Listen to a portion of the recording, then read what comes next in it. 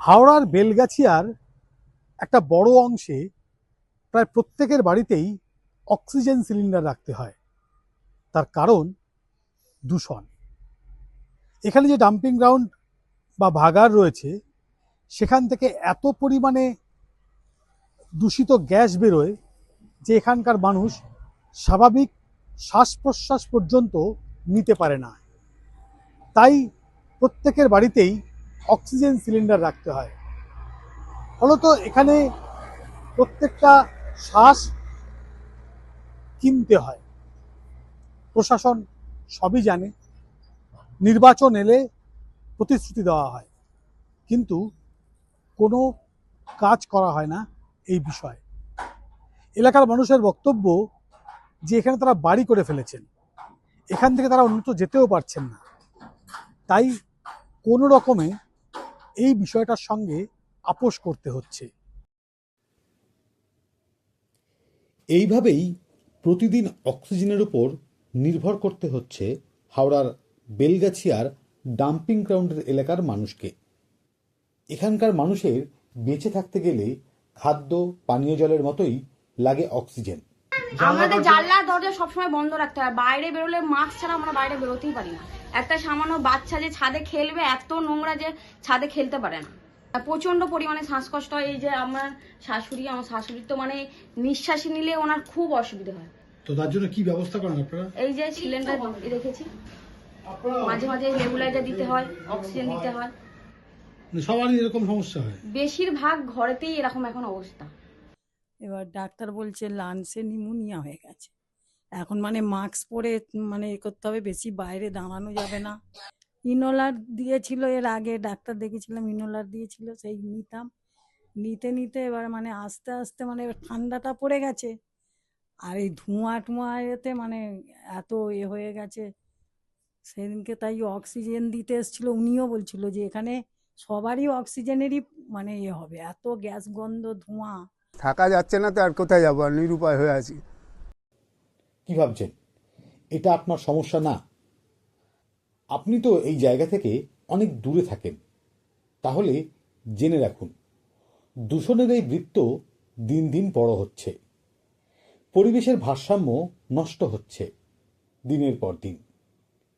শহরের ইট কাঠ পাথরের কংক্রিটের জঙ্গলে গাছপালা জলাশয় কমছে, আর আপনি ভাবছেন নিরাপদে আছেন। এখনই এই সমস্যার সমাধান না হলে কোন দিন দূষণের বৃত্তে আপনিও চলে আসবেন। আর সমস্যা, বিশিষ্ট চিকিৎসক অরিন্দম বিশ্বাস কি বলছেন শুনুন। তাতে কিন্তু শরীরের ওপর একটা নেতিবাচক প্রভাব পড়ে।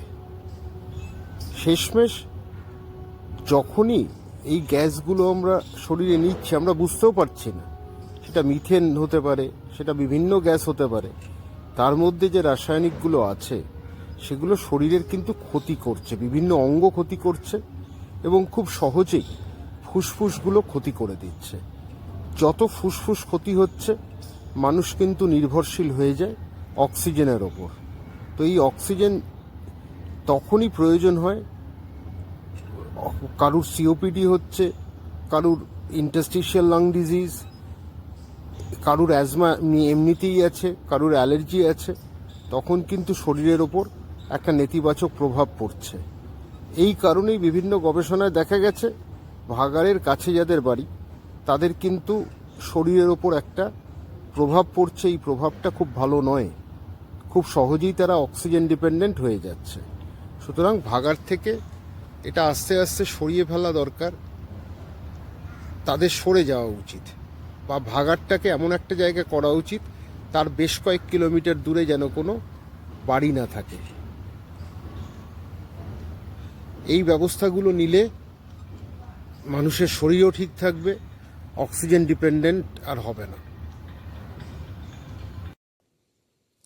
বিরোধী রাজনৈতিক দলগুলি এই বিষয়ে সরব হয়েছে। তাদের অভিযোগ, মানুষের সমস্যা সমাধানের জন্য শাসক দল শুধুই প্রতিশ্রুতি দিচ্ছে, কাজের কাজ কিছুই করছে না। বেলগাছিয়া ভাগাড় আপনি যদি একটু সন্ধ্যাবেলা যাবেন, মনে হবে কোনো হিল স্টেশনে চলে এসেছেন। কয়েকটা পাহাড় দেখতে পারবেন দূর থেকে, তার মধ্যে থেকে ধোঁয়া বেরোচ্ছে। আপনি ওই এলাকায় যদি যান, বেলগাছিয়া ভাগাড়ে, ওখানকার মানুষ কিভাবে জীবনযাপন করছে এটা আপনি চিন্তায় পড়ে যাবেন। আপনি তো কিছু লোকের বাড়িতে গেছেন যারা বাড়িতে অক্সিজেন রেখেছে, কেন যে ওই বাড়িতে যারা বয়স্ক লোক বা বাচ্চা তারা শ্বাসকষ্ট ভুগছে। আপনি বুঝতে পারছেন এই সারা হাওড়া শহরের আবর্জনা যেখানে পাহাড় স্তূপ তৈরি করে দিয়েছে, সেখান থেকে মিথাইল গ্যাস বেরোয়, সেখান থেকে নোংরা ব্যাড স্মেল বেরোয়। আপনি ওখানে গিয়ে আধ ঘন্টা দাঁড়াতে পারবেন না। আপনি কল্পনা করুন তো সেখানকার মানুষ কিভাবে ওখানে থাকে, ওখানে খায়, ওখানে ঘুমোয়, ওখানে মর্নিং ওয়াক করে, ওখানে যোগা করে। আপনি একটা সারা হাওড়ার আবর্জনা যেখানে আছে, আবর্জনার পাহাড় যেখানে আছে, সেখানে মানুষ থাকার জন্য বাধ্য আছে। এই গত বছর ওই বেলগাছিয়া পাহাড়ে ধস নেমেছিল ডাম্পিং গ্রাউন্ডে। ধসের জন্য ওখানকার পাইপ লাইন ছিঁড়ে গেছে, হাওড়ায় ত্রাহি ত্রাহি হয়ে গেছে। সেখানে ফিরহাদ হাকিম এসে কথা দিয়ে গেছিলেন যে 1 বছরের মধ্যে উনি এটাকে মাঠ করে দেবেন। সেই বিষয়টা 6 মাস চলে গেছে, তার 1 ইঞ্চি পাহাড়ের হাইট কম হয়নি। মাঠ কবে হবে মানুষ তার অপেক্ষায় আছে। কিন্তু হাওড়ার মানুষের জীবনের সঙ্গে যে ছেলে খেলা হচ্ছে, এর জবাব কে দেবে, এর দায় কে নেবে? হাওড়া মিউনিসিপাল কর্পোরেশনে 2013 থেকে 2018 কনজারভেন্সি এমআইসি ছিলেন মাননীয় বিধায়ক গৌতম চৌধুরী। পরে উনি অ্যাডমিনিস্ট্রেটিভ বডির সদস্য ছিলেন। 21 থেকে উনি এমএলএ। এখন মমতা ব্যানার্জি ওনাকে বিশেষভাবে কনজারভেন্সি সামাল দেওয়ার দায়িত্ব দিয়েছেন। তার মানে 2013 থেকে 2025 হাওড়ার কনজারভেন্সির দায়িত্ব হচ্ছে মাননীয় বিধায়ক গৌতম চৌধুরীর। আর ওনার নেতৃত্বেই আমরা দেখেছি হাওড়া শহর হয়েছে সারা ভারতবর্ষের আবর্জনার নিরিখে, নোংরার শহরের নিরিখে 1 নম্বরে। শাসক দলও সাফাই দিচ্ছে, কিন্তু সমস্যার সমাধান হচ্ছে কি? এটা 1 বছর, 6 মাস, 2 মাস, 10 দিনের কাজ নয়। এটা একটা লং টার্মের কাজ। মাননীয় মন্ত্রী বলেই ছিলেন যে শর্ট টার্মে আমাদের এই ঘরগুলো করে দেওয়া, মানুষগুলোকে সেভ করা, খাবার জল, পানীয় জল এবং বাসস্থানটাকে ফার্স্ট ঠিক করা, আর শর্ট টার্ম এটা, লং টার্ম এটাকে বিকল্প করা। সেটা আর একটু সময় হয়তো লাগবে, কিন্তু এটা হওয়া দরকার। শুধু অক্সিজেন পলিউশন না, এটা তো কিছু মানুষের ভাবছি আমরা যে কষ্ট হচ্ছে, কিন্তু এটা অনেক বড় অ্যাক্সিডেন্ট হতে পারে। কয়েকশো পরিবার এটাতে ক্ষতিগ্রস্ত হতে পারে। একটা সময় মানুষ খাল, বিল, নদী, নালা থেকে সরাসরি জল তুলে খেত, কোনো সমস্যা হতো না। তার পরবর্তী সময় সেই জলে ফিটকিরি দিয়ে বা নিজেদের মতন করে ফিল্টার করে খেতে হতো। পরবর্তী সময় আরও উন্নত মানের ফিল্টার বাজারে চলে এসছে। এখন বেশিরভাগ মানুষকেই প্যাকেজ ড্রিঙ্কিং ওয়াটার কিনে খেতে হয়। অর্থাৎ এত জল থাকা সত্ত্বেও পরিশুদ্ধ পানীয় জলের অভাব। তার কারণ দূষণ। মানুষ এই দূষণ করেছে। ঠিক একই রকমভাবে আমরা যে শ্বাস নিই, তার জন্য কিন্তু এখনো পর্যন্ত কোনো ফিল্টার লাগাতে হয় না। কোভিডের সময় মাস্ক লাগাতে হয়েছিল, বিশেষ বিশেষ ক্ষেত্রে মাস্ক লাগাতে হয়। অনেক সময় মানুষ অসুস্থ হয়ে পড়লে তাদের জন্য অক্সিজেনের ব্যবস্থা করতে হয়, কৃত্রিমভাবে শ্বাস নেওয়ার জন্য। কিন্তু বেশি দেরি নেই, প্রত্যেকটা শ্বাসের জন্য কিন্তু পয়সা গুনতে হতে পারে। যেভাবে দূষণ ছড়াচ্ছে, আগামী দিনে এটাই কিন্তু ভবিতব্য না, খুব বেশি দেরি নয়। ইতিমধ্যেই কিন্তু এটা শুরু হয়ে গিয়েছে।